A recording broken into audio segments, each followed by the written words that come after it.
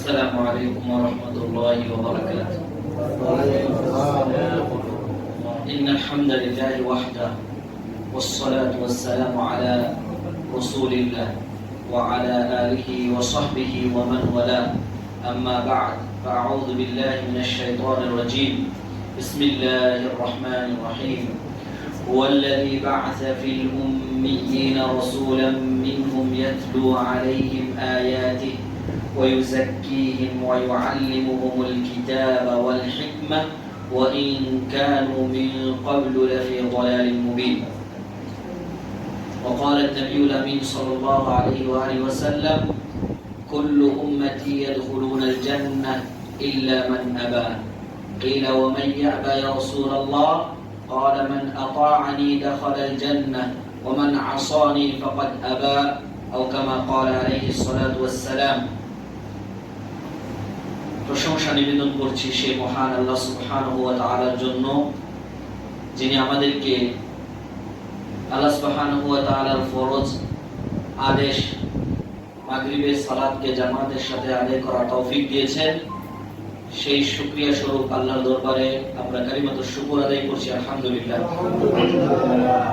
অতঃপর সহস্র কোটি সালাত ও সালাম আমাদের প্রিয় নবী মুহাম্মদ মুস্তাফা আহমদ মুস্তাফা সাল্লাল্লাহু আলাইহি ওয়াসাল্লামের প্রতি, যে রাসূল আকরাম সাল্লাল্লাহু আলাইহি ওয়াসাল্লাম তার আসহাবদেরকে নিয়ে প্রায় এরকম দ্বীনি হালাকা এবং মাজলিস করতেন, সাহাবাদেরকে দ্বীনি ইলম শিক্ষা দিতেন। সেই রাসূলের উপর দুরূদ পেশ করছি, আল্লাহুম্মা সাল্লি আলাইহি আল্লাহুম্মা বারিক আলাইহি। সম্মানিত প্রিয় উপস্থিতি, আজকে আমাদের আলোচনার আলোচ্য বিষয় ইত্তিবাউস সুন্নাহ। আল্লাহ রাব্বুল আলামিন যদি আমাদেরকে তৌফিক দান করেন তাহলে উক্ত বিষয়ে সংক্ষিপ্ত কথা বলার চেষ্টা করব। বিতৌফিকিল্লাহি ওয়া বিফাদলিল্লাহি ওয়া বিআউনিল্লাহ ওয়া মা তাওফীকি ইল্লা বিল্লাহ আলাইহি তাওয়াক্কালতু ওয়া ইলাইহি উনীব। সুবহানাকা লা ইলমা লানা ইল্লা মা 'আল্লামতানা ইন্নাকা আনতাল আলিমুল হাকীম।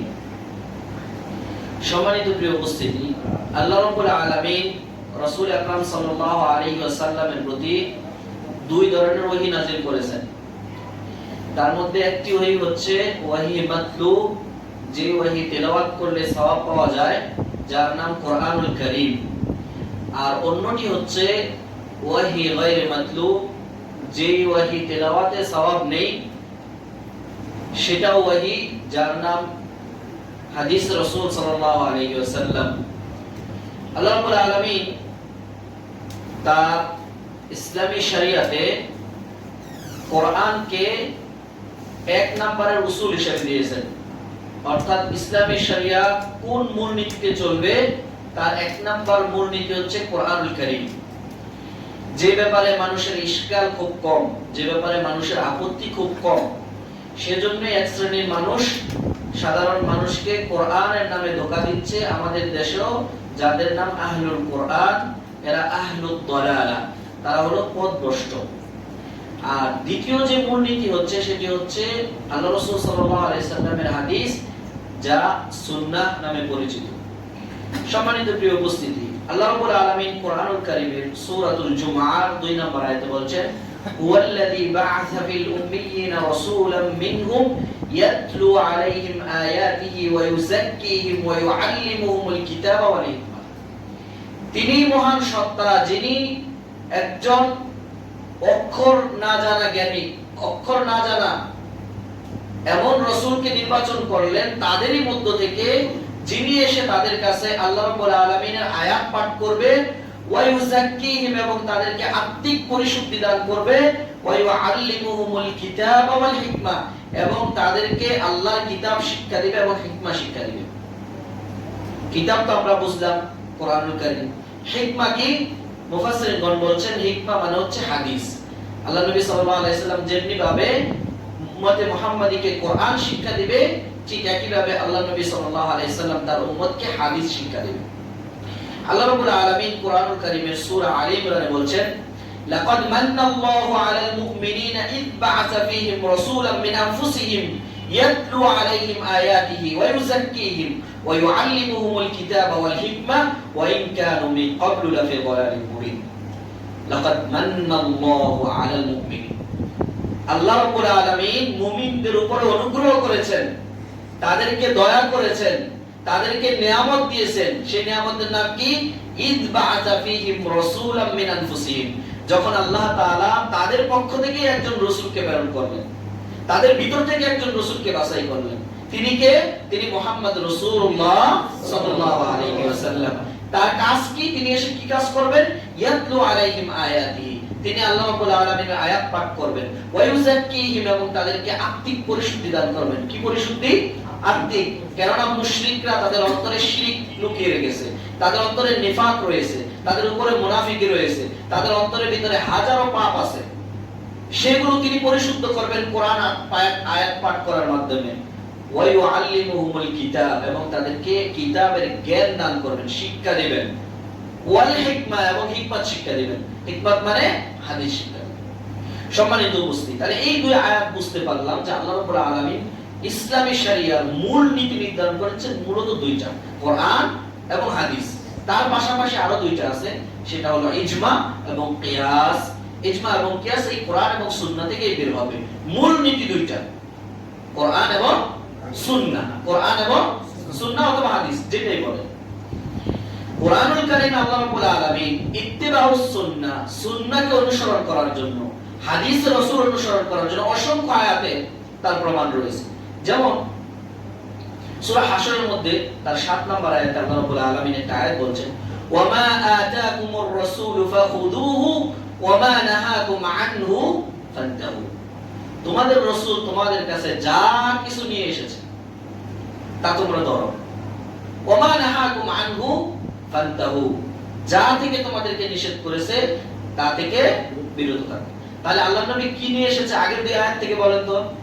আল্লাহর নবী নিয়ে এসেছে কোরআন, আল্লাহর নবী নিয়ে আসছে হাদিস বা সুন্নাহ। আর আল্লাহর নবী যা যা নিষেধ করেছেন, সুদ খায়ও না, ঘুষ খেও না, ধোঁকা দিও না, মিথ্যা বলো না, জিনা করো না, চুরি করো না, যা নিষেধ করেছেন সব ত্যাগ করতে হবে। সব ত্যাগ করতে হবে। যদি তা করা যায় তাহলে আপনি আর আমি ইত্তিবাউস সুন্নাহ করলাম, ইত্তিবাউর রাসূল করলাম। শুধুমাত্র মুখে দাবি করলাম যে আমরা আল্লাহর নবীকে অনুসরণ করি, আল্লাহর নবীকে ভালোবাসি, কিন্তু আল্লাহর নবী যা নিয়ে আসছেন তা আমরা মানি না, আর আল্লাহর নবী যা নিষেধ করেছেন তা আমরা ত্যাগও করি না। তাহলে এই দাবি সত্য না মিথ্যা? দাবি মিথ্যা। সম্মানিত উপস্থিতি, আল্লাহ রাব্বুল আলামিন কোরআনুল কারীমে সূরা নিসা 59 নম্বর আয়াতে, যে আয়াতটা দেখবেন যে মানে প্রায় সকল গ্রুপের লোকেরাই বলে, সূরা নিসা, যে আতিউল্লাহ ওয়া আতিউর রাসূল ওয়া উলিল আমরি মিনকুম, যে তোমরা আল্লাহর আনুগত্য করো, রাসূলের আনুগত্য করো, ওয়া উলিল আমরি মিনকুম, আর তোমাদের যারা উলুল আমর তাদের অনুসরণ করো। দেখেন প্রথম দুইটার সাথে আল্লাহ তাআলা বলেন আতিউল্লাহ, আতিউ শব্দটা খেয়াল করেন। পরে রাসূলের ক্ষেত্রে বলেন ওয়া আতিউর রাসূল, আর রাসূলের আনুগত্য করো। ওয়া উলিল আমরি মিনকুম, এখানে কোন শব্দটা বাদ করছে? ওয়া আতিউ উলিল আমরি, এভাবে আছে ওয়া উলিল আমরি মিনকুম। এর কারণ কি? তিনটাকে অনুসরণ করতে বলছে। দুইটার ক্ষেত্রে আতিউ আছে, একটার ক্ষেত্রে আতিউ নাই। তার মানে আল্লাহর কথা যখন আসবে তখন চোখ বন্ধ করে মানতে হবে, রাসূলের কথা যখন আসবে তখন চোখ বন্ধ করে মানতে হবে। কিন্তু যখন উলুল আমরের কথা আসবে তখন চোখ বন্ধ করে মানা যাবে না। দেখতে হবে আমার উলুল আমর কি আদেশ করেছে সেটা আল্লাহ এবং তার রাসূলের আদেশের অনুগত আছে না তার বিপরীত আছে। যদি অনুগত থাকে মানতে আমার কোনো বাধা নাই, কিন্তু উলুল আমরের কথা যখন আল্লাহ এবং তার রাসূলের কথার বিপরীতে চলে যাবে তখন সেই কথা আমি মুমিন হিসেবে মানতে পারবো না। এজন্য আল্লাহ তাআলা এখানে ওয়া আতিউ শব্দটা বলেন, অর্থাৎ কোরআন এবং সুন্নাহ মানতে হবে চোখ বন্ধ করে, বিনা বাক্য ব্যয়, বিনা প্রশ্নে, বিনা আর্গুমেন্ট পেশ করে। আর উলুল আমর, এখন উলুল আমর কারা? উলামায়ে কেরামগণ বলেন উলুল আমর হচ্ছে দুই শ্রেণীর মধ্যে থেকে, মিনাল উলামা ওয়া মিনাল ওয়াজারা। যারা উলামায়ে কেরাম আছে তারাও উলুল আমরের অন্তর্ভুক্ত, আর যারা রাষ্ট্রীয় দায়িত্ব পায় তারাও উলুল আমরের অন্তর্ভুক্ত। দুই শ্রেণী উলুল আমরের অন্তর্ভুক্ত। তাদের কথা মানতে গেলে আমাকে দেখতে হবে তার কথাটা আল্লাহ এবং রাসূলের কিতাবের সামঞ্জস্য রয়েছে কিনা, তারা সেখান থেকে কথাটা বলেছে কিনা, তাহলে আমার মানতে কোনো বাধা নেই। দেখেন যদি এই কথাটা নির্ভেজাল ভাবে মানা যেত উলুল আমরের কথা যদি নির্ভেজাল ভাবে মানা যাইতো তাহলে আল্লাহ তাআলা পরের শব্দটুকু বলতেন না। আল্লাহ তাআলা বলেন ফা ইন তানাযাআতুম ফি শাইইন ফারুদ্দুহু ইলাল্লাহি ওয়ার রাসূল। দেখেন যে তোমরা যে দুনিয়া জীবন যাপন করবা, করতে গিয়ে তোমাদেরকে কোনো না কিছু তো মানতে হবে। এখন মানতে গিয়ে তোমাদের মধ্যে সমস্যা তৈরি হবে। যখন সমস্যা তৈরি হয় তখন তোমরা কোন দিকে ফিরবা? প্রথমে দেখেন তিনজনের কথা বলা হলো, আল্লাহর কিতাব, আল্লাহকে অনুসরণ, আতিউল্লাহ ওয়া আতিউর রাসূল, রাসূলের আনুগত্য করো, ওয়া উলিল আমরি মিনকুম, তিন শ্রেণীকে আনুগত্য করার কথা বলা হয়েছে। কিন্তু বলছে যখন তোমাদের মধ্যে ঝামেলা তৈরি হবে কোনো বিষয়ে, কোনো মাসালায়, কোন বিষয় সিদ্ধান্ত নেওয়ার ক্ষেত্রে, কোন দুনিয়াবি কাজে অথবা ইসলামী কোনো কাজে, ফারুদ্দুহু ইলাল্লাহি ওয়ার রাসূল। আয়াত শেষ। আল্লাহ তাআলা বলেন না ফারুদ্দুহু ইলাল্লাহি ওয়ার রাসূল ওয়া উলিল আমরি মিনকুম, এই কথা কিন্তু আর নাই। ইলাল্লাহি ওয়ার রাসূল, আল্লাহ এবং তার রাসূলের দিকে ফিরিয়ে দাও। তাহলে এটা হলো উত্তম ব্যাখ্যা। উলামায়ে কেরাম বলছেন ফারুদ্দুহু ইলাল্লাহ, ইমাম শাফিঈ রাহিমাহুল্লাহ তিনি বলছেন ফারুদ্দুহু ইলাল্লাহ আই ইলা কিতাবিল্লাহ, অর্থাৎ কোরআনের দিকে ফিরো, ওয়া ইলা রাসূল অর্থাৎ ওয়া ইলা সুন্নতি রাসূলিল্লাহ, আল্লাহর রাসূলের সুন্নাতের দিকে ফিরে যাও। সম্মানিত উপস্থিতি, আল্লাহ রাব্বুল আলামিন কোরআনে কারিমে রাসূলুল্লাহ সাল্লাল্লাহু আলাইহি সাল্লামের আনুগত্য করাকে, সুন্নাতের ইত্তেবা করাকে আল্লাহ তাআলার মুহাব্বতের আলামত স্বরূপ পেশ করেছেন। আলে ইমরানের 31 নম্বর আয়াত আল্লাহ তাআলা বলেন, কুল, নবী আপনি বলেন, ইন কুনতুম তুহিব্বুনাল্লাহ, তোমরা যদি দাবি করো যে তোমরা আল্লাহকে ভালোবাসো, এই দাবি যদি করো, আমরা আল্লাহকে সবাই ভালোবাসি না? জি, ভালোবাসি। তখন আপনি তাদেরকে বলেন ফাত্তাবিউনি ইউহিব্বুকুমুল্লাহ, যদি দাবি করো তোমরা আল্লাহকে ভালোবাসো তাহলে তোমরা আমি নবীর অনুসরণ করো, ইউহিব্বুকুমুল্লাহ, তাহলে তোমাদেরকে ভালোবাসতে হবে না, স্বয়ং আল্লাহই তোমাদেরকে ভালোবাসবে। আচ্ছা, এখানে আল্লাহ নবী সাল্লাল্লাহু আলাইহি কথাগুলো কি ভালোবাসার কথা না? যে তোমরা যদি আল্লাহকে ভালোবাসতে চাও তাহলে আল্লাহ তোমাদের ভালোবাসবে, মাঝখানে একটা কথা আছে। তাহলে কথাগুলো ভালোবাসার এমন হওয়া দরকার ছিল যে কুল ইন কুনতুম তুহিব্বুনাল্লাহ, তোমরা যদি দাবি করো তোমরা আল্লাহকে ভালোবাসো, ফাহবিবনি, তাহলে তোমরা আমাকে ভালোবাসো, তাহলে আল্লাহ তোমাদেরকে ভালোবাসবে। এটাই তো সামঞ্জস্য ছিল। কিন্তু আল্লাহ তার নবীকে শিখিয়ে দিলেন ফাত্তাবিউনি, তাহলে তোমরা আমি নবীর অনুসরণ করো। আমাদের দেশের এক শ্রেণীর মুসলমান ভাইয়েরা আছে যারা আল্লাহর নবীর ভালোবাসায় লিপ্ত, আল্লাহর নবীর মহব্বতে অন্ধ হয়ে আছে, শুধু নবীকে ভালোবাসে, শুধু নবীকে ভালোবাসে। কিন্তু আল্লাহর নবী কি বলছেন যে আমাকে ভালোবাসো না আমার অনুসরণ করো? কারণ ভালোবাসার কথা বলা সহজ, আপনি যে কোনো জায়গায় বলেন, এমনকি ভারতে গিয়ে মোদির সামনে গিয়ে বলেন যে আমি আল্লাহর নবীকে ভালোবাসি, সে কিছু বলবে না। কিন্তু তার সামনে গিয়ে বলেন আমি নবীকে অনুসরণ করি, আমি আমার নবীর আদর্শ এবং সুন্নাহকে বাস্তবায়ন করার জন্য আমি ভারতের মাটিতে গরুকে জবাই করব, তখন মোদি আপনাকে জবাই করে দেবে।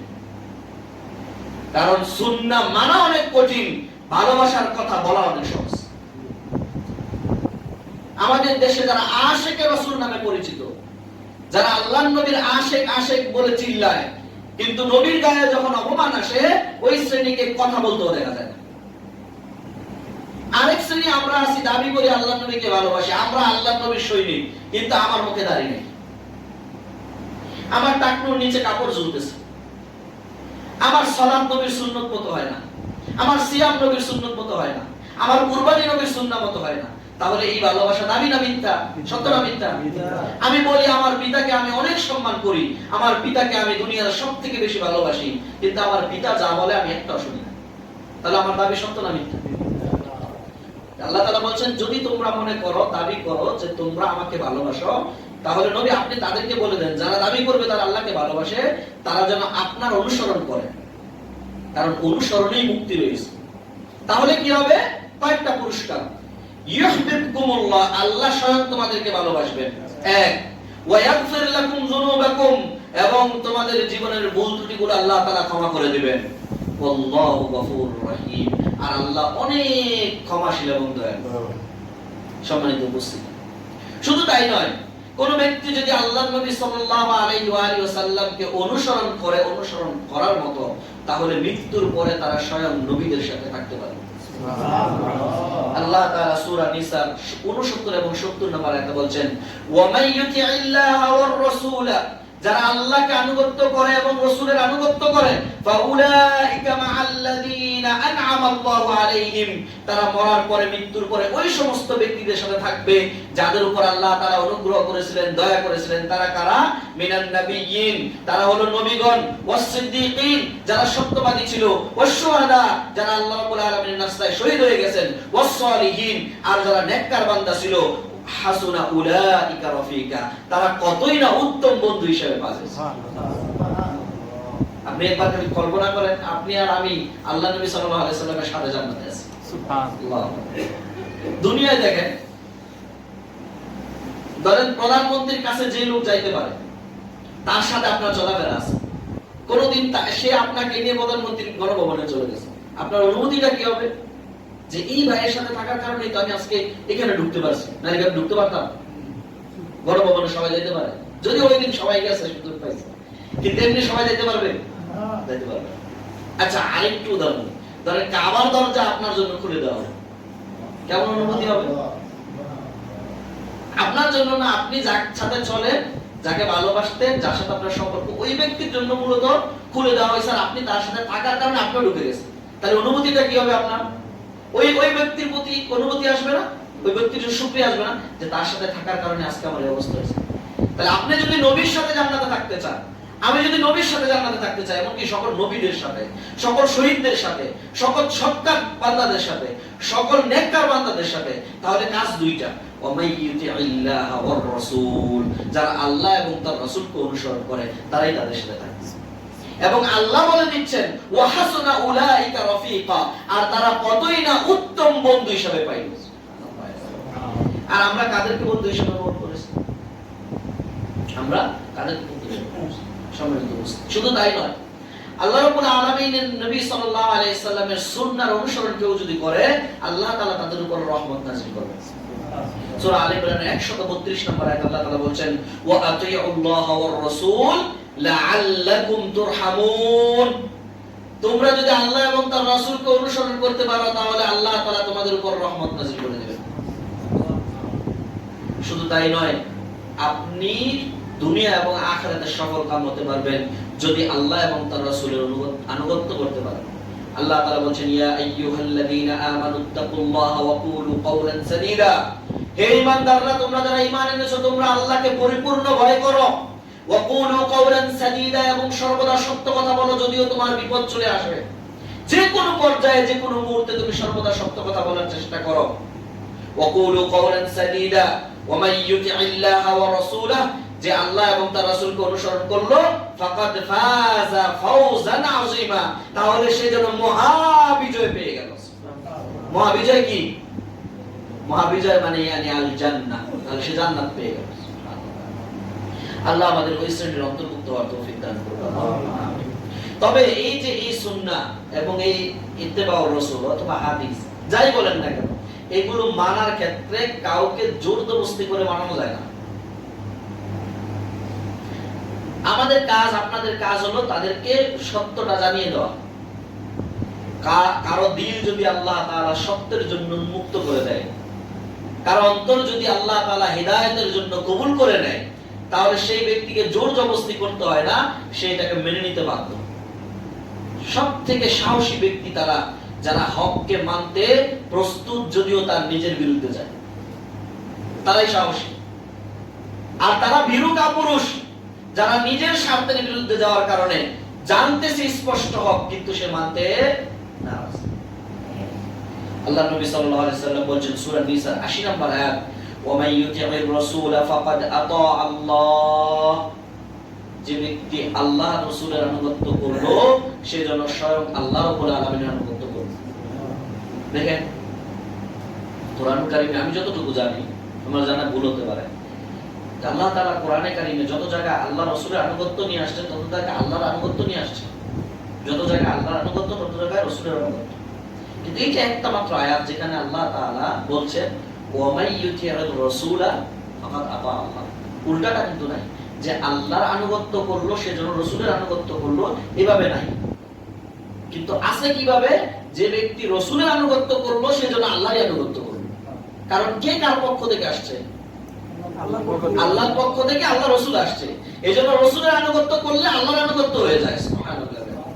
তারপরে ওয়ামান তাওয়াল্লা ফামা আরসালনাকা আলাইহিম হাফিযা, যদি কেউ তোমার এই দাওয়াত থেকে এবং আল্লাহ এবং তার রাসূলের আনুগত্য করা থেকে মুখ ফিরিয়ে নিল, যদি কেউ আল্লাহ এবং তার রাসূলের আনুগত্য করা থেকে মুখ ফিরিয়ে নিল, তাহলে আপনি হতাশ হবেন না।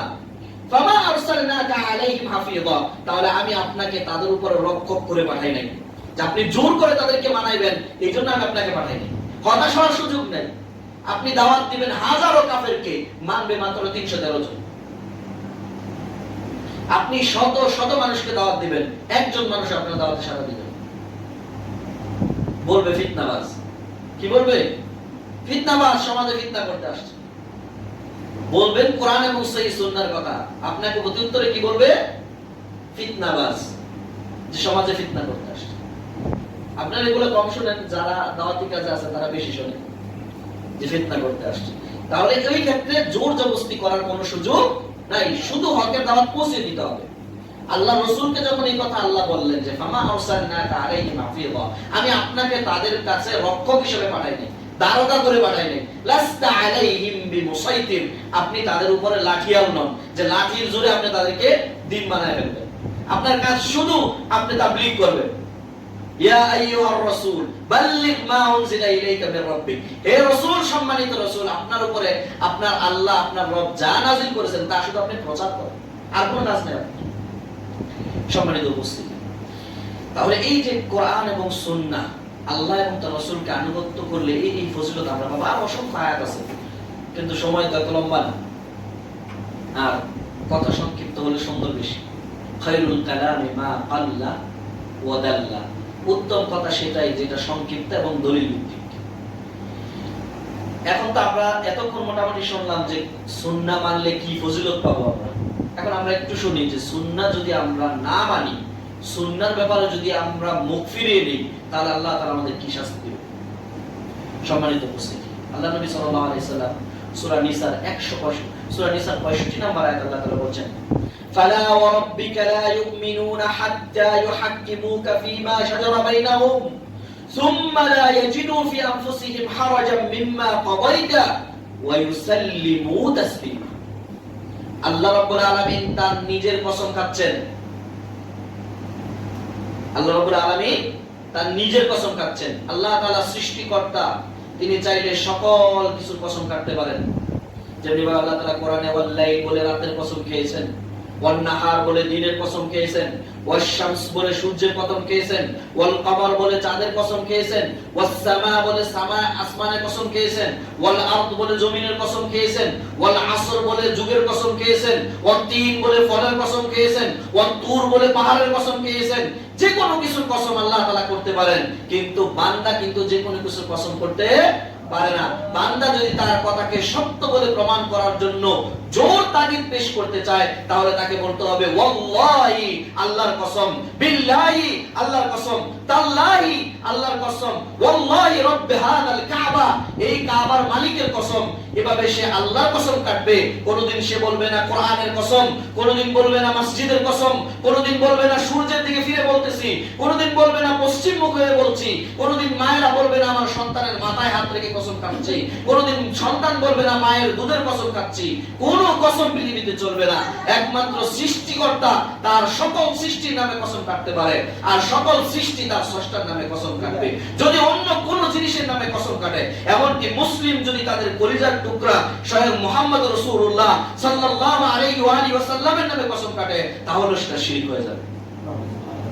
যেন আল্লাহ রাব্বুল আলামিন বলেন, ফালা ওয়া রাব্বিক, কখনো নয় আপনার রবের কসম কাটতেছি, লা ইউমিনুন, তারা এখনো ঈমানদার হতে পারে নাই, হাত্তা ইউহাক্কিমুকা ফীমা শাজারা বাইনাহুম, যতক্ষণ না পর্যন্ত আপনাকে তাদের মাঝে তারা চূড়ান্ত ফয়সালাকারী হিসেবে মেনে না নেবে।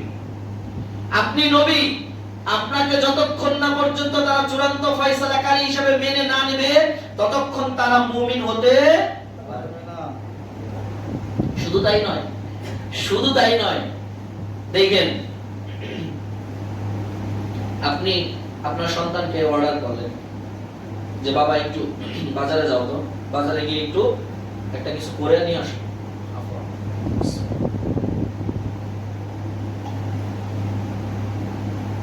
সে আপনাকে ভয় পায় খুব, আপনার সন্তান আপনাকে অনেক ভয় পায়, তার মন চাচ্ছে না এখন বাজারে যাওয়ার জন্য, তার মন এখনো চাচ্ছে না যে খেলবে, কিন্তু মনটা চাচ্ছে না, ভয়ে শুধু যাচ্ছে। যাওয়ার ক্ষেত্রে দেখবেন টাকাটা নিয়ে বাজারে চলে গেছে। এই যে নেওয়াটা, এটা কি আপনাকে আনুগত্য করে সে নিছে? আনুগত্য করে নিছে? দেখেন আল্লাহ তাআলা কি বলেন, সুম্মা লা ইয়াজিদু ফি আনফুসিহিম হারাজাম মিম্মা কাদাইত। এই যে আপনাকে চূড়ান্ত ফয়সালাকারী বিচারক হিসেবে তারা মানবে, মানার ক্ষেত্রে যেন মনের ভিতরে কোনো বক্রতা না থাকে, বাধ্য হয়ে মানতেছে, নাহলে মানতাম না।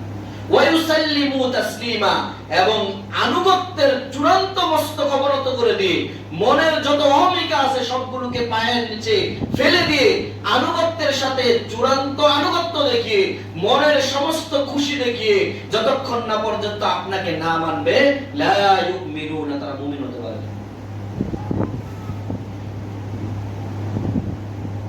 এরপর আল্লাহ রাব্বুল আলামিন সূরা নূরের 63 নম্বর আয়াতে আরেকটা সতর্কবাণী দিয়ে বলতেছেন, ফালিয়াহযারিল্লাযীনা ইউখালিফুনা আন আমরি আন তুসীবাহুম ফিতনাতুন আও ইউসীবাহুম আযাবুন আলীম। তাদের সতর্ক হওয়া উচিত, তাদের সতর্ক হওয়া উচিত যারা আপনার কোন আদেশকে ডিঙিয়ে চলে, আপনার হাদিস পাওয়ার পরেও, আপনার সুন্নাহ পাওয়ার পরেও সেটাকে না মেনে তাদের মনের মতো খেয়াল খুশি মতো চলে, তারা যেন সতর্ক হয় কি থেকে, আন তুসীবাহুম ফিতনা, অচিরেই তাদেরকে ফিতনা গ্রাস করবে, আও ইউসীবাহুম আযাবুন আলীম। ইমাম শাফিঈ রাহিমাহুল্লাহ, যিনি শাফিঈ মাযহাবের বিখ্যাত ইমাম, শাফিঈ মাযহাবের ইমাম, আহলুল হাদিসদের মাসলাকের সাথে সবথেকে নিকটবর্তী যে মাসলাক সেটা হলো শাফিঈ মাযহাব। ইমাম শাফিঈ রাহিমাহুল্লাহ ইমাম মালিক রাহিমাহুল্লাহর ছাত্র। 14-15 বছরে ইমাম মালিকের রচিত গ্রন্থ মুয়াত্তা ইমাম মালিক মুখস্থ করে টানা এক বসায় শুনিয়ে দিয়েছেন। ইমাম শাফিঈ রাহিমাহুল্লাহ বলেন, আজিবতু লিকাউমিন আরাফুল ইসনাদ ওয়া সিহহাতি আর রাসূলিল্লাহ সাল্লাল্লাহু আলাইহি সাল্লাম। আমি খুব অবাক হই ওই সমস্ত মানুষকে দেখে যারা জানতে পারে যে আল্লাহ নবী সাল্লাল্লাহু আলাইহি সাল্লামের এই কথাটা স্পষ্ট প্রমাণিত এবং তার সনদ সহিহ এবং সে হাদিসটাও সহিহ, এটা জানার পরেও ওয়ায়াযহাবুনা ইলা রাই সুফিয়ান, এরপরও সুফিয়ান সাউরী রাহিমাহুল্লাহ কি বলছেন সেই কথার দিকে ছুটে যায়। ওয়াল্লাহু সুবহানাহু ইয়াকুল, অথচ আল্লাহ তাআলা বলছেন ফালিয়াহযারিল্লাযীনা ইউখালিফুনা আন আমরি, এই আয়াত তিনি পাঠ করলেন। সুফিয়ান আস-সাউরী বিখ্যাত তাবিঈ, আহলুস সুন্নাহ ওয়াল জামাতের একজন ইমাম, বিখ্যাত ইমাম, বড় আলেম, যার নামে মাযহাব তৈরি হয়েছে পর্যন্ত, এত বড় আলেম। তারপর ইমাম শাফিঈ বলছেন, আমি অবাক হয়ে যাই যাদের কাছে আল্লাহ রাসূল সাল্লাল্লাহু আলাইহি সাল্লামের কথা সনদ এবং মতনের দিক থেকে স্পষ্ট প্রমাণিত হয়েছে এটা সহিহ, তারপরও তারা ওই হাদিসের বিপরীতে সুফিয়ান সাউরী রাহিমাহুল্লাহর কথাকে গ্রহণ করে। অথচ আল্লাহ তাআলা বলছেন ফালিয়াহযারিল্লাযীনা ইউখালিফুনা আন আমরি, তারা সতর্ক হোক যারা আল্লাহ রাসূলের কথা প্রমাণিত হওয়ার পরও তার কথার বিপরীতে অন্যদিকে চলে যায়। আন তুসীবাহুম ফিতনা, অচিরেই তাদেরকে ফিতনা গ্রাস করবে। এরপরে তিনি বললেন, আতাদরি মাল ফিতনা, তোমরা কি জানো ফিতনা কি? আল ফিতনাতু আশ-শিরক, ফিতনা হচ্ছে শিরক। সবথেকে বড় ফিতনার নাম কি? শিরক। শিরকে ধরে বসবে, শিরকে ধরে বসবে তাদের অন্তরের ভিতরে। আর ইমাম ইবনে কাসীর রাহিমাহুল্লাহ বলছেন, ফিতনা হচ্ছে তাদের অন্তরে নিফাক থাকবে, অথবা বিদআত থাকবে, অথবা শিরক থাকবে। হয় অন্তরে নিফাক, অথবা শিরক, অথবা বিদআত। সম্মানিত প্রিয় মুসলিম, তাহলে আমাদের সতর্ক হওয়া উচিত, যখন আমরা জানতে পারবো যে এটা আল্লাহ রাসূলের কথা, তখন পৃথিবীর আর কোনো কথা মানা সুযোগ নেই। তার বিপরীতে কি, তার কি ব্যাখ্যা আছে সেটা আসতে পারে, যে হাদিসটার ব্যাখ্যা কি, এই হাদিসের ব্যাখ্যা উলামায়ে কেরাম কি বলছেন, মুহাদ্দিস কেরাম কি বলছেন, সেটা আলাদা বিষয়। কিন্তু এই হাদিসের বিপরীত কথা, সেটা যত বড় মানুষই হোক মানা যাবে না। সম্মানিত মুসলিম, আল্লাহ নবী সাল্লাল্লাহু আলাইহি সাল্লাম সহিহ বুখারী এবং মুসলিমের এক হাদিস বলছেন, মান আতাআনি ফাকাদ আতা আল্লাহ ওয়া মান আসানি ফাকাদ আসা আল্লাহ। যে ব্যক্তি আমি রাসূলের আনুগত্য করলো সে যেন আল্লাহরই আনুগত্য করলো। আর যে আমার আনুগত্য করলো না, অস্বীকার করলো আনুগত্য করতে, সেজন্য আল্লাহকে অস্বীকার করতেছে, সে আল্লাহর আনুগত্য করাকে অস্বীকার করে। এরপর আবু হুরায়রা রাদিয়াল্লাহু তাআলা থেকে আরেকটা হাদিস সহিহ বুখারীর মধ্যে এসেছে, যে হাদিসটা আমি শুরুতে পাঠ করেছি। আল্লাহর নবী বলেছেন কুল্লু উম্মতি ইয়াদখুলুনাল জান্নাহ। সুবহানাল্লাহ। আল্লাহর নবী বলেন আমার সমস্ত উম্মতরা জান্নাতে যাবে। বলেন আলহামদুলিল্লাহ। আলহামদুলিল্লাহ। আপনারা সবাই আল্লাহর নবীর উম্মত না? তাহলে আল্লাহর নবী বলেন তার সমস্ত উম্মত জান্নাতে যাবে। সুবহানাল্লাহ। এরপর আল্লাহর নবী আটকায় দিচ্ছেন, সকলের জান্নাতে যাওয়া হবে না। যদি তাই হতো তো সব জান্নাতে চলে যেত আল্লাহ। কিন্তু আল্লাহ নবী বলেন ইল্লা মান আবা, যে ব্যক্তি জান্নাতে যেতে অস্বীকার করবে। পৃথিবীতে এমন মানুষ হতে পারে যে জান্নাতে যাইতে অস্বীকার করে? আল্লাহ নবী বলেন সমস্ত উম্মতই জান্নাতে চলে যাবে, তারা ব্যতীত। তারা কারা? যারা জান্নাতে যেতে চায় না। সুবহানাল্লাহ। কে জান্নাতে যেতে চায় না? আপনি দেখবেন মদ খাচ্ছে, তারা জিজ্ঞেস করেন ভাই তুমি জান্নাতে যেতে চাও না জাহান্নামে? বলবে জান্নাতে যেতে চায়। অথচ কি খাচ্ছে? মদ। জিনাখোর, চোর, ডাকাত, জালেম, দুর্নীতিবাজ, তাদেরকে জিজ্ঞাসা করেন কই যাইতে চাও ভাই? বলে জান্নাতে। তাহলে আল্লাহর নবী বললেন যারা জান্নাতে যেতে চায় না তারা ব্যতীত সবাই জান্নাতে যাবে। সাহাবীরা অবাক হয়ে প্রশ্ন করছেন, ওমাইয়া ভাইয়া রাসূলুল্লাহ, কে জান্নাতে যেতে চায় না? সবাই তো জান্নাতে যেতে চায়। তখন আল্লাহর নবী বললেন মান আতাআনি দাখালাল জান্নাহ, যে আমার আনুগত্য করবে সেই উম্মত জান্নাতে চলে যাবে। ওয়া মান আসানি, আর যে আমার আনুগত্য করবে না ফাকাদ আবা, সেই জান্নাতে যেতে অস্বীকার করে। চিন্তা করছেন হাদিস? সবসময় শুনতেছেন না এই হাদিসটা? আল্লাহর নবী বলছেন ওয়া মান আসানি, যে ব্যক্তি আমার অবাধ্য আচরণ করলো, আমার সুন্নাত মানতে চাইলো না, ফাকাদ আবা, সে জান্নাতে যাইতে অস্বীকার করলো। যদিও মুখে দাবি করে জান্নাতে যেতে চায়, কিন্তু আল্লাহর নবীর সুন্নাহ না মানার কারণে, হাদিস না মানার কারণে সে যেন জান্নাতে যাইতেই অস্বীকার করলো। নাউযুবিল্লাহি মিন যালিক, নাউযুবিল্লাহি মিন যালিক। সম্মানিত উপস্থিতি, আল্লাহ নবী সাল্লাল্লাহু আলাইহি ওয়াসাল্লাম তার এক সাহাবী বর্ণনা করতেছেন যে আমরা দুনিয়া ও আখিরাতে নাজাত কিভাবে পাবো।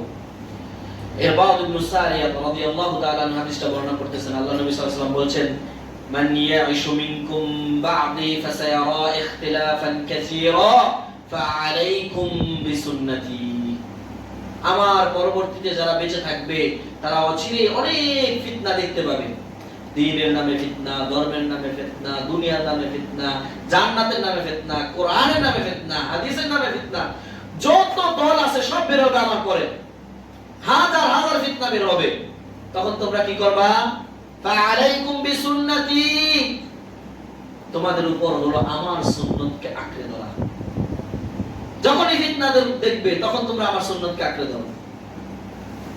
ওয়া সুন্নাতিল খুলাফায়ে রাশিদিন আল মাহদিয়্যিন, আর আমার খুলাফায়ে রাশিদিন যে চারজন খলিফা আছে তাদের সুন্নতকেও তোমরা আঁকড়ে ধরবা। আল মাহদিয়্যিন, তারা আল্লাহর পক্ষ থেকে হেদায়েত প্রাপ্ত। এজন্য এখানে আরেকটা ছোট্ট একটা কথা বলে দিই। আমাদের অনেক ভাইয়েরা আল্লাহ নবী সাল্লাল্লাহু আলাইহি সাল্লামের একটা হাদিস মনে করেন পাওয়া গেল, সাথে সাথে সেটার বিপরীতে খোলাফায়ে রাশিদিনদের একটা আমল পাওয়া গেছে, হাদিস পাওয়া গেছে, যুগ যুগ ধরে আমল হিসেবে চলে আসছে। কিছু ভাইয়েরা না বোঝার কারণে বলে আল্লাহর নবীর যুগে যেহেতু এটা ছিল, হাদিস এটা ছিল, তাহলে আমরা খোলাফায়ে রাশিদিনটা কেন মানবো, নবীরটা মানে না মেনে? বরং সেখানে আমাদের বুঝের ভুল। খোলাফায়ে রাশিদিন আবু বকর, ওমর, আলী, ওসমান জান্নাতি সাহাবী, তারা আমার এবং আপনার থেকে আল্লাহর নবীকে সব থেকে বেশি ভালোবাসতো। তারা কোরআন এবং হাদিস আমার এবং আপনার থেকে অনেক বেশি বুঝতো। তারা কোনোদিন আল্লাহর নবীর হাদিসের বিপরীতে আমল করবে না, এটা মাথায় রাখেন। তারা যেটা করেছে সেটা আল্লাহর নবীর হাদিস এবং কোরআনের সাপোর্টিং, এবং আল্লাহর নবী তাদেরকে সেই পারমিশন দিয়ে গেছেন।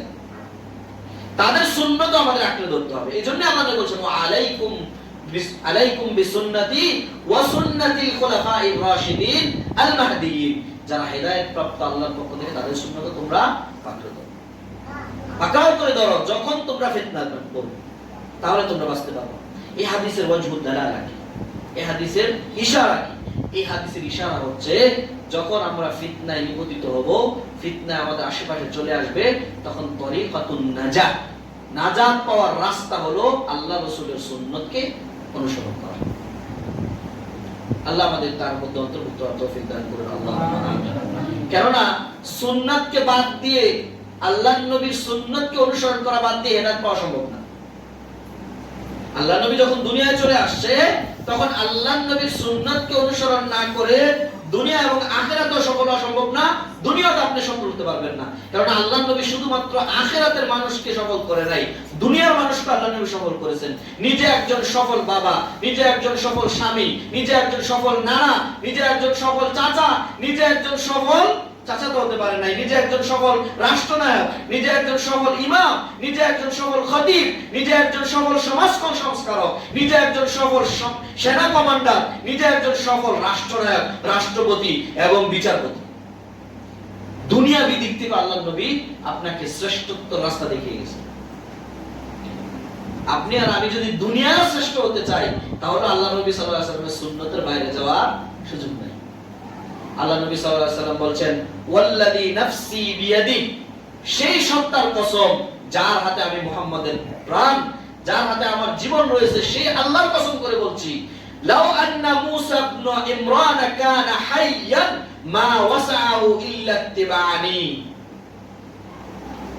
আল্লাহর কসম করে বলি, যদি আজকের যুগে, নবীর ওই যুগের কথা বলতেছেন, আজকের যুগে যদি মূসা আলাইহিস সালাম উলুল আমর উলুল আজমে মিনার রাসূল, পাঁচজন শ্রেষ্ঠ রাসূলদের মধ্যে থেকে একজন হলো মূসা আলাইহিস সালাম, যার সাথে আল্লাহ তাআলা সরাসরি কথা বলতেন। মূসা আলাইহিস সালাম সম্পর্কে আল্লাহ নবী বলছেন, যদি মূসা ইবনে ইমরান আজকে বেঁচে থাকতো, তাহলে মূসা আলাইহিস সালামের আমার আনুগত্য করা ব্যতীত কোনো রাস্তাই খোলা থাকতো। যদি মূসার ব্যাপারে এই কথা হয়, তাহলে আমি সলিমুদ্দিন করিমুদ্দিনের ব্যাপারে কি হবে বলেন? আমাদের অন্য কোনো সুযোগ আছে সুন্নাহ বাদ দিয়ে জীবন পরিচালনা করা? কোনো সুযোগ নেই। সেজন্য আমাদের জন্য এটা গর্বের বিষয়, আমাদের জন্য এটা সুখের বিষয়, আমাদের জন্য এটা কল্যাণের বিষয় যে আমরা আল্লাহ আনুগত্য করি নির্ভেজাল ভাবে এবং রাসূলের আনুগত্য করি নির্ভেজাল ভাবে। বলুন আলহামদুলিল্লাহ। সম্মানিত উপস্থিতি,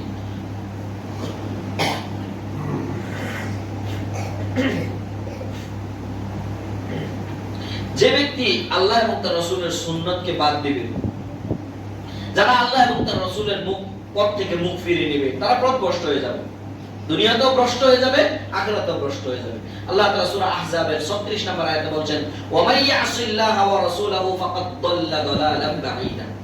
যারা আল্লাহ এবং তার রাসূলের কাছ থেকে মুখ ফিরিয়ে নিয়েছে, আল্লাহর আনুগত্য করে না, রাসূলের সুন্নাহ মানে না, রাসূলের আনুগত্য করে না, তারা একেবারে ভ্রষ্টতার চূড়ান্ত সীমায় বাস করতেছে, তারা পথভ্রষ্টতার চূড়ান্ত সীমায় বাস করতেছে। সম্মানিত উপস্থিতি, আবু বকর রাদিয়াল্লাহু তাআলা আনহুর একটা কথা সহিহ বুখারীতে এসেছে। আবু বকর রাদিয়াল্লাহু তাআলা আনহু বলছেন যে লাস্তু তারিকান শাইআন কানা রাসূলুল্লাহ সাল্লাল্লাহু আলাইহি সাল্লাম ইয়ামালু বিহি ইল্লা আমিলতু বিহি, যে আমি আবু বকর রাসূল সাল্লাল্লাহু আলাইহি সাল্লাম যে আমল করেছেন, ওই আমলের কোনো কিছুই ছাড়তে আমি রাজি না। তিনি যা করেছেন আমি তাই করব। ফা ইন্নী আখশা, আমি ভয় করি, ইন তারাকতু শাইআন মিন আমরিহি, যদি আমি আল্লাহ রাসূলের আদেশের কোন একটা আদেশ আমি ছেড়ে দেই, আন আযীক, তাহলে আমি যেন পথভ্রষ্ট হয়ে গেলাম। আল্লাহ নবী কিছু আমল করেছেন, আদেশ করেছেন, আমি যদি তার কোন একটা ছেড়ে দেই, তাহলে আমি আবু বকর ভয় করি আমি যেন পথভ্রষ্ট হয়ে গেছি। নাউযুবিল্লাহ। স্বয়ং আবু বকর যদি এই কথা বলে, যিনি পৃথিবীর সর্বশ্রেষ্ঠ মানুষ নবীদের পরে, সারা পৃথিবীর মানুষের আমল যা, আবু বকরের আমল তার থেকে বেশি। জান্নাতের সমস্ত দরজাগুলো আবু বকরকে ডাকতে থাকবে, আবু বকর তুমি আমার ভিতর দিয়ে জান্নাতে প্রবেশ করো। সুবহানাল্লাহ। আমরা জান্নাতে যেতে চাই যেন আমরা সম্মানিত হতে চাই, আর জান্নাতের দরজাগুলো আবু বকরকে ডাকে যাতে আবু বকর ঢুকলে সে সম্মানিত হতে পারে। সুবহানাল্লাহ। সেই আবু বকর বলতেছে, যদি আমি আল্লাহর নবীর কোন কথাকে ত্যাগ করে দেই, তাহলে আমি ভয় করি যেন আমার অন্তর বক্র হয়ে গেছে। আজকে যখন সুন্নাতের কথাগুলো বলা হয়, হাদিসের কথাগুলো বলা হয়, মানুষ কি পরিমাণ গালি দেয়, মানুষ কি পরিমাণ অপমান করে, মানুষ কি পরিমাণ লাঞ্ছনা করে, শুধু তার মতের বিরুদ্ধে যাওয়ার কারণে। আল্লাহ রাব্বুল আলামিন আমাদের ওই ধরনের বাড়ি থেকে হেফাজত করে তৌফিক দান করুন। আল্লাহ নবীর সুন্নতের মধ্যেই কল্যাণ, শুধু এটাই মনে রাখবেন, আল্লাহ নবীর সুন্নতের মধ্যেই কল্যাণ। আল্লাহ নবীর সুন্নত অনুসরণ করে কোনোদিন কোনো ব্যক্তি লাঞ্ছিত হতে পারে নাই। আজকে আমার মুখে দাড়ি থাকার কারণে আশেপাশের মানুষের সমস্যা, আমার কি কোনো সমস্যা? ওই দুষ্ট এক বন্ধু আরেক বন্ধুকে বলতেছে, গল্প কিন্তু, এটা কিন্তু আবার সহিহ বুখারী মুসলিমে নাই। হুজুর সব তো সহিহ বুখারী মুসলিম বলছেন, এটা কোথাও নাই। এক দুষ্ট বন্ধু আরেক বন্ধুকে বলতেছে, বন্ধু তোমার মুখে যে এত দাড়ি, চুলকায় না?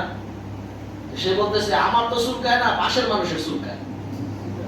আমার চুলকায় না, চুলকায় কার? পাশের মানুষ। তাই আল্লাহর নবীর সুন্নাহ নিয়ে ওমর রাদিয়াল্লাহু তাআলা আনহু অর্ধ পৃথিবী শাসন করেছেন। ওমরের দাড়ি ছিল না? ছিল না? ছিল। অর্ধ পৃথিবী শাসন করেছেন। আল্লাহর নবীর সুন্নাহ দাড়ি নিয়ে খালিদ ইবনুল ওয়ালিদ, সাইফুল্লাহ রাদিয়াল্লাহু আনহু পৃথিবীর সমস্ত সুপার পাওয়ারকে পরাজিত করেছেন আল্লাহর নবীর সুন্নাহ দাড়ি নিয়ে। আর আজকে আমি মনে করি আমার মুখে যদি দাড়ি থাকে তাহলে আমি এস্টাবলিশ হতে পারবো না, ভালো একটা স্ত্রী পাবো না, সমাজে চলতে পারবো না। আর আমার যে সমাজ, এই সমাজ দাড়ি রাখলে কি বলে? জঙ্গি। কি বলে? জঙ্গি। দাড়ি রাখা জঙ্গির আলামত, টাকনুন উপরে প্যান্ট পরা জঙ্গির আলামত, যারা কথায় বলে আলহামদুলিল্লাহ, কথায় বলে ইনশাআল্লাহ, কথায় বলে মা সালামা, এগুলো জঙ্গির আলামত। নাউজুবিল্লাহ। চোর শোনায় ধর্মের কাহিনী। চোর কি শোনায়? ওদের ঘর থেকে জঙ্গি তৈরি হয়, ওরা আমাদেরকে বলে জঙ্গি। যদি দাড়ি রাখার কারণে জঙ্গি হয়, তাহলে পৃথিবীর সমস্ত নবী রাসূলদেরকে জঙ্গি বলতে হবে। এই সাহস কারো নাই। সম্মানিত প্রিয় উপস্থিতি, তাহলে বললাম সুন্নতের মধ্যে মুক্তি রয়েছে। আর সুন্নতকে যে ব্যতি রেখে চলবে, আল্লাহ নবী তার জন্য কঠিন দমক দিয়ে বলছেন, মান রাগিবা আন সুন্নতি ফালাইসা মিন্নি। যে ব্যক্তি আমার সুন্নত থেকে মুখ ফিরিয়ে নিল, সে আমার উম্মতের অন্তর্ভুক্ত হতে পারবে না। আপনি দেখেন, মরার পরে আপনি পৃথিবীর থেকে কোনো কিছু নিয়ে যেতে পারবেন না, আপনার সাথে সব খুলে রাখা হবে। আপনার একটা সুতাও যদি থাকে খুলে রাখা হবে। কোনো আমল সাথে নিয়ে যেতে পারবেন না, দেখানোর মতো আমল। একমাত্র দেখানোর মতো আমল কোনটা বলেন তো? দাড়ি। এটা নিয়ে আপনি কবরে যেতে পারবেন। সুবহানাল্লাহ। সম্মানিত উপস্থিতি, আর সেই দাড়িকে আমরা সেলুনে গিয়ে কাটি, আর এই সেলুনের মধ্যে মানুষের বগলের লোম, মানুষের মাথা, চুল, কারো নোংরা চুল, কারো অপরিষ্কার চুল, সব একসাথে আল্লাহর নবীর সম্মানিত দাড়ি, এই সুন্নাহকে একসাথে মেলে মিশিয়ে এরপরে ডাস্টবিনে ফেলে আসতেছে। কি জবাব দেব আল্লাহর নবীর সামনে? আল্লাহ আমাদের কবুল এবং মঞ্জুর করুক, আল্লাহুম্মা আমিন। আল্লাহ নবী সাল্লাল্লাহু আলাইহি সাল্লামের সুন্নাত মানার ব্যাপারে ইমাম বাইহাকি রাহিমাহুল্লাহ ইমাম শাআবী থেকে একটা কথা নকল করে বলতেছেন। ইমাম শাআবী রাহিমাহুল্লাহ বলছেন, আন্নাহু ক্বালা লি বা'দিন নাস। ইমাম শাআবী কিছু মানুষকে লক্ষ্য করে বলতেছেন, ইন্নামা হালাকতুম ফীহিনা তারাকতুমুল আযাব। অবশ্যই তোমরা ধ্বংস হয়ে যাবে যখন তোমরা আল্লাহর নবী সাল্লাল্লাহু আলাইহি সাল্লামের থেকে প্রমাণিত কোন সহিহ সুন্নাহ এবং হাদিসকে ছেড়ে দিবে। যেদিন প্রমাণিত হয়ে যাবে যে এটা আল্লাহর নবীর সুন্নাহ বা হাদিস, এটা যদি তোমরা ইচ্ছা করে ত্যাগ করো, তাহলে তোমরা সেদিন ধ্বংস হয়ে যাবে। সম্মানিত প্রিয় উপস্থিতি, এই যে এতক্ষণ যাবত কোরআন এবং সুন্নাহ বললাম যে সুন্নাহ মানলে কি ফজিলত, সুন্নাহ না মানলে কি বিপদ। এখন আসেন দেখি আমাদের সাহাবায়ে কেরামরা কোরআন এবং সুন্নাহর ব্যাপারে, আল্লাহর নবীর হাদিস মানার ব্যাপারে তাদের অবস্থা কি ছিল। কয়টা বাজে? 7:42। আজান কয়টা? 8টা। আচ্ছা, ওমর রাদিয়াল্লাহু তাআলা আনহু একবার হজ করতেছেন বা তাওয়াফ করতেছেন। এমন অবস্থায় এই ঘটনা সহিহ বুখারীতে আসছে। এই সময়ে তিনি হাজরে আসওয়াদের কাছে এসে হাজরে আসওয়াদকে চুমা দিবেন। আপনারা এখানে অনেকে হজ করছেন না? মাশাআল্লাহ। হাজরে আসওয়াদের কি পরিমাণ ভিড় থাকে এখন, তখন তো ভিড় ছিল না, যাওয়াই যায় না। আমাদের মতো যারা ছোট মানুষ বা কম শক্তিশালী, এরা সাহসী করবে না এখানে যে চাপ। তো ওমর রাদিয়াল্লাহু তাআলা আনহু তিনি হাজরে আসওয়াদকে চুমা দিবেন, এমন সময় তিনি বলতেছেন, ইন্নী আ'লাম, আমি জানি, আন্নাকা